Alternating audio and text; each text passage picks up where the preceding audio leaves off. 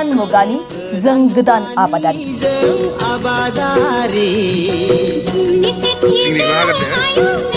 आखाइनि सोलायै गोनोखोआरि आगजुजों बड'लेण्डआव गायदों माइ आबाद।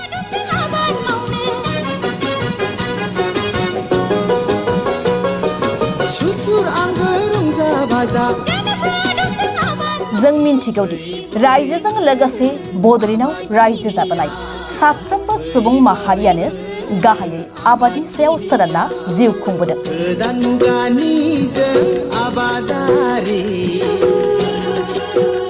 जाय आबादखौ गोबाङानो मोनसे समाव मोसौजों हालेवनानै आखाइजों माइखौ गायनाय जायो, नाथाय सानफा एफा बोथोर एबा मुगानि सोलायबोनायाव भारत हादरनि मुंदांखा आबादनि थावनि पान्जाब, इउपि, बिहार, गुजरात बायदिफोराव माइनि आबादखौ गोनोखोआरि आदबनि बायदि मेसिनारि आगजु बाहायना गायनायखौ जों नुबोबाय थानाय समावनो दिनैनि सानाव सनानि बड'लेण्डआवबो आखाइनि सोलायै गोनोखोआरि आदबजों माइ गायनो लादों।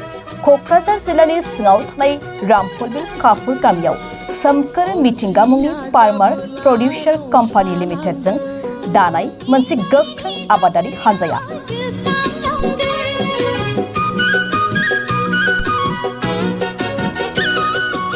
लोगोसे मख'नो गोनांदि बे गोनोखोआरि आदबजों माइ गायनाय हाबाफारियाव हौवाफोरजों लोगोसे आइजो माहारियाबो मैखोमै बाहागो लानायखौ नुनो मोननाय जादों।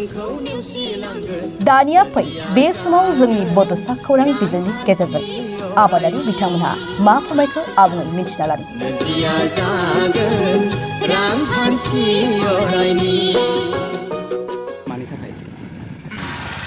गिबि नोंथांमोननिसिम साबायखर जासिबाय। दिनै बड'सा खौरां बिजोंनि जानानै नोंथांमोना बे जोंनि दुब्लि गेजेराव बाहागो लाफैनानै जोंनि हाबाफारिनि सायाव रिपर्ट खालामफैनायनि थाखाय।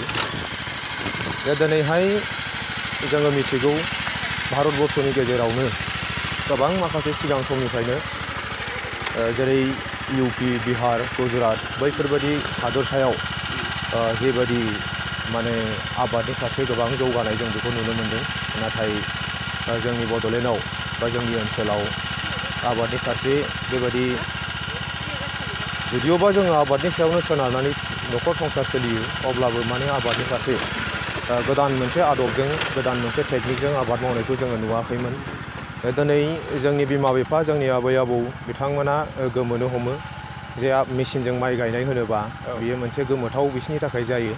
नाथाय जोङो दिनैहाय बैफोर जौगानाय माखासे जायगाफोरखौ जुदि नायहरोब्ला जोंबो आबादनि फारसे जौगानो हायैनि खोथा गैया। आरो जेबादि आथिखालाव मडार्न टेक्न'लजि बेबादिजों आबाद मावनो हानायनि खाबुआ जोंनि गेजेराव जादों।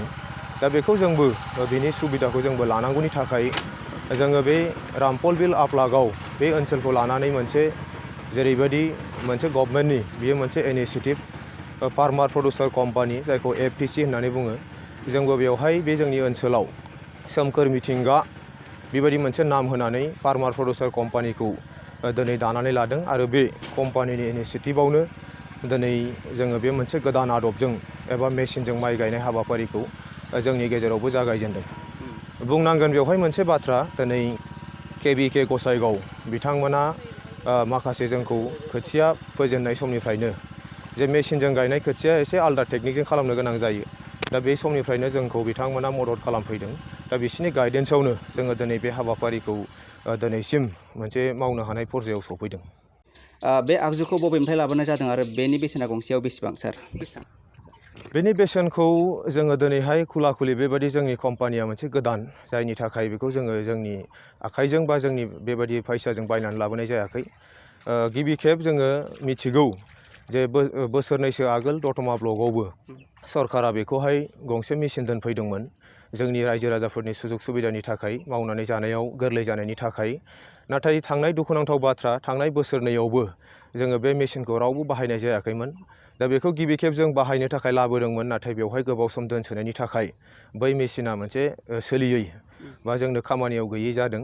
आरो बेखौनो नुनानै आं सिगाङाव बुंदों KBK गसाइगाव बिथांमोना जोंनि मावनो गोसो जानाय जोंनि हान्जानि बेखौ नुनानै गावसिनि मावख'आवहाय जे गंनै बेबादि माइ गायग्रा मेसिना दङ, बेनिनो गंसेखौ जोंनो बिथांमोना मदद खालामहरदों बा बेजोंनो दिनै नोंथांमोना गायनानै लानो हागोन होननानै जोंखौ बुंदों। माने आखाइजों गायनाय माइ आरो नैबे आगजुजों गायनाय माइ बे माबाफोर फारागथि दं नामा सार? फारागथिखौथ' जोङो बेवहाय नोंथांमोनाबो नायबा नुगोन बेवहाय जेबो फारागथिनि खोथा गैया। खालिबोल' बेवहाय जोङो मा आखाइजों गायोबा जोङो सानै मानसिया सानसेयाव जुदि बिगासे गायनो हायोबा दिनै जोङो नुदों बेवहाय गंसे मेसिना सासे ड्राइभारजों लोगोसे बेवहाय सानै साथाम मानसि मदद खालामना होनायजों लोगोसेनो बेवहाय 10 बिगानिबो बारा माइ गायनो हानायखौ जोङो नुदों। आरो बे मेसिनजों गायनो थाखाय खोथियाखौ जुनियायै एबा आलादायै फोनांगौ जायो नामा सार? बेयो कमप्लिट आलादा। जोङो जेबादि गोजाम आदबाव जेबादि खोथिया फोनानै आखाइजों माइ गायो बेयो कमप्लिट बिनि आलादा जायो। नोंथांमोना जुदि बेवहाय जोंनाव माखासे भिडिअ क्लिप्सफोर थागोन जोङो बेखौ दिन्थिनो हागोन। बेयो कमप्लिट आलादा जागोन। बेनि थाखाय जोङो हाखौ फोमोननानै लानांगौ आरो फोमोननानै लानाय हाब्रुखौ दोखो दोखो खालामनायाव हाब्रुखौ जोङो बेड बानायनांगौ। बेडनि सायाव जोङो प्लास्टिक बनांगौ जायो आरो प्लास्टिकनि सायाव जोङो 1 इन्सिसो हा बेबायदि होनायनि उनावसो जोंनि माइ जोलैखौ बेवहाय होनाय जायो। आरो लिटारसेयाव थावजों बेसेबां बिगा माइ गायनो हायो सार? बेवहाय जोंनो दिनै सालायगिरि बिथाङा फोरमायनाय बादिबा 1 लिटारजों 1 खावसे बिगा बेबायदि गायनो हायो होननानै जोङो बुंदों आरो जों बेखौ दिनैहाय नुदोंबो। आदसा आरो सोरबाफोर बे मेसिनखौ बायनो गोसोब्ला बेनि थाखाय माबा खालामनांगोन नामा?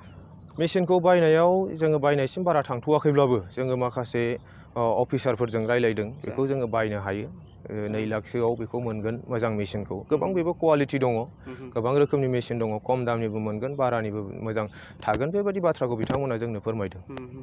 आरो माइ आबादारिफोरनि थाखाय हेफाजाब गोनां जागोन नामा बे मेसिना? जथेस्थ' बे माइ आबादारिफोरनि थाखाय हेफाजाब गोनां जागोन। मानोना दिनै आथिखालाव जोङो नुयो गोबां जोंनि आबादारिफ्रा अखानि सायावनो सोनारो। मिथिंगानि सायावनो सोनारनो गोनां जायो। गोबां जायगाफ्राव बेबायदि जाम्फै इरिगेसन गैया। बेवहाय जोङो अखाखौ सानसे साननै हायो खिन्थु बेवहाय जोङो जेबो खालामस्लाबनो हाया।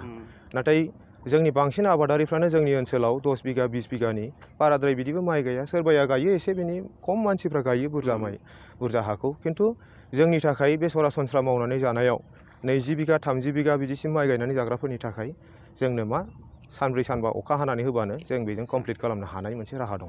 आरो जोबनायाव बेखौ मिथिबावनो लुबैयोदि सार आथिखालनि मुगायावथ' गोनोखो आदबजों गोबां आबाद मावनो हमबाय जेरै हाल एवनायनिफ्राय लानानै माइ गायनाय मारा होनाय आरो दाथ' माइ गायनाय सफैबावबाय दायो बैगियानिक आदबजों आबाद मावनाय राहायाबो गोरलै जाना फैबाय।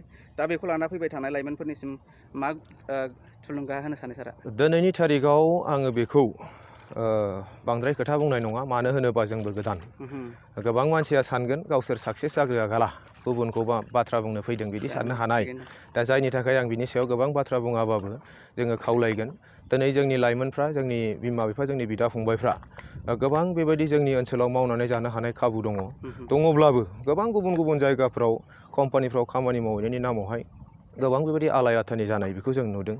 दिनै जोङो साफा साफायै गोबां मानसिफ्रा खामानि मावनोखौ एसे उसुबिदा मोनोबाबो दिनै जोङो मोनसे ग्रुप बानायनानै हानजा बानायनानै जेरै गभर्नमेन्टआ आं दहाय बुंदों बेबायदि मोनसे रेजिस्ट्रेसन खालामनो थाखाय कम्पानि रेजिस्ट्रेसन खालामनो थाखाय खाबु होदों आरो बिथांमोना बे कम्पानिनिनो मोनफ्रोमबो मोजां बेबायदि मोनसे मावनो गोसो गोनां कम्पानिफोरनि थाखाय मददबो खालामदों। आङो बे समाव मख'नांगोन जोंनि बिटिआर गभर्नमेन्टआबो जों बे खामानिखौ मावनो थाखाय जोंनि कम्पानिनो 1,50,000 बेबायदि रांखौ अनसुंथाइ होदों बिथांमोना आरो बेजोंनो जों दिनै बे खामानिखौ आवगायगासिनो दङ।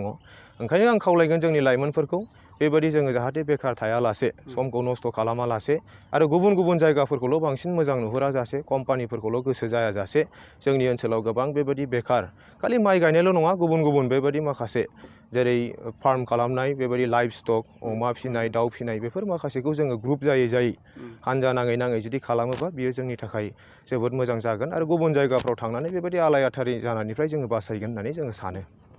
गोजोननाय थाबाय सारनिसिम जोंनिसिम बेसेन गोसा बिबुंथिखौ होनायनि थाखाय गोजोन्थों। फिन नोंथांमोननिसिमबो गोजोननाय जासिबाय।